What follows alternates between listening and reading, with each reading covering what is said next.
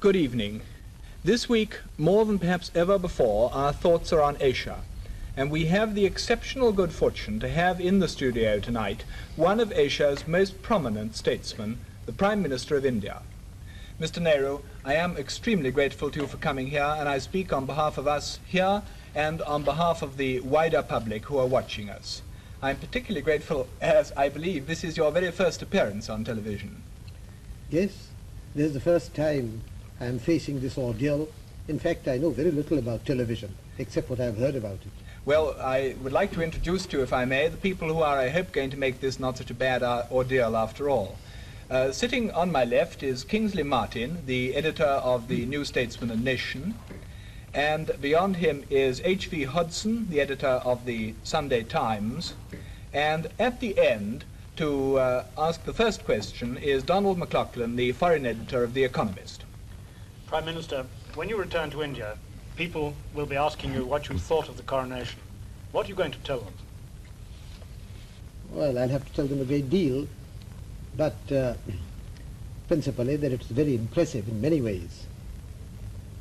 The most impressive thing to me was, apart from it being a great spectacle, were the crowds here and the way they behaved. And one begins to like more and more the London crowds and their fortitude in inclement weather and their insistence on enjoying themselves whatever might happen. But is there going to be no criticism in India of your having come to the coronation? There was when I came, and there will be no doubt when I go back. But I don't think it will amount to much. Mr. Nehru, we all understand very well indeed why India decided to be a republic within the Commonwealth.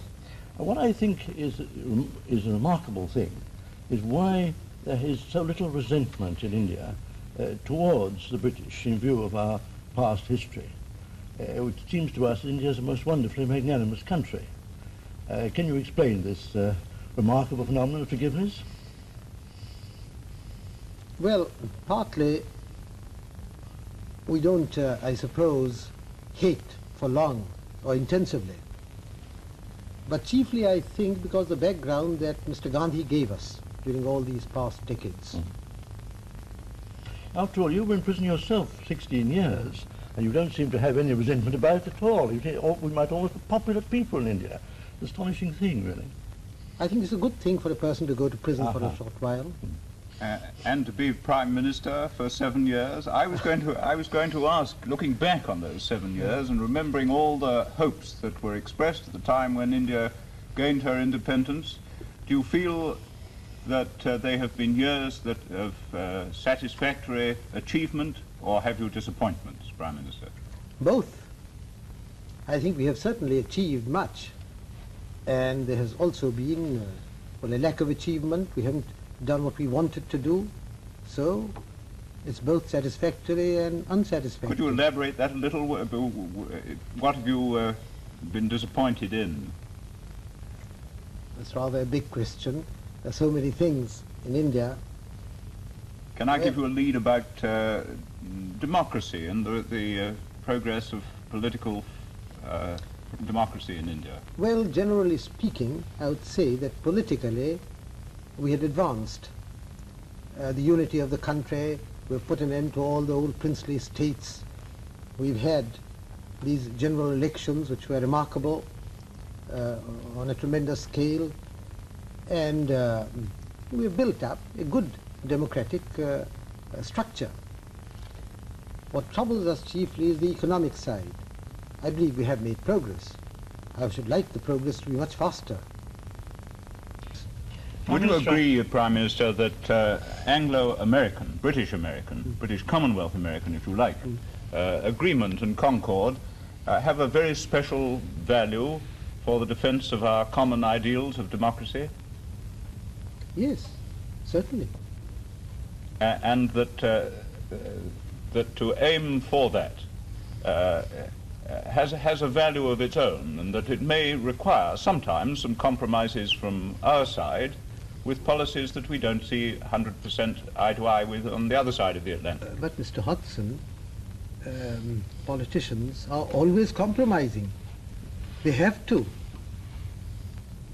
But there is a tendency, if I may say so, for leading statesmen in Europe and America to look at the world from Europe and America.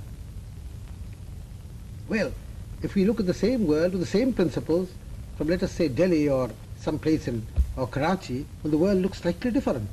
Geography counts. Take the question of China. China is a distant country to most people in Europe and America. China is a country having a 2,000-mile frontier with India. Well, it's a different picture to us immediately. Well, I certainly agree that your contribution from Asia is an invaluable one. I just wanted to suggest that is what I say. That is the value, one of the significant features of the Commonwealth conferences, that these different viewpoints come up, maybe if you like slightly clash, but in a friendly way, I mean, and lead to a better understanding. That, I'm afraid, is all that we have time for now tonight, Mr. Nehru. I would like to thank you on behalf of ourselves and of the public, both for the questions you've answered as Prime Minister and also a few asides from Mr. Pandit Nehru.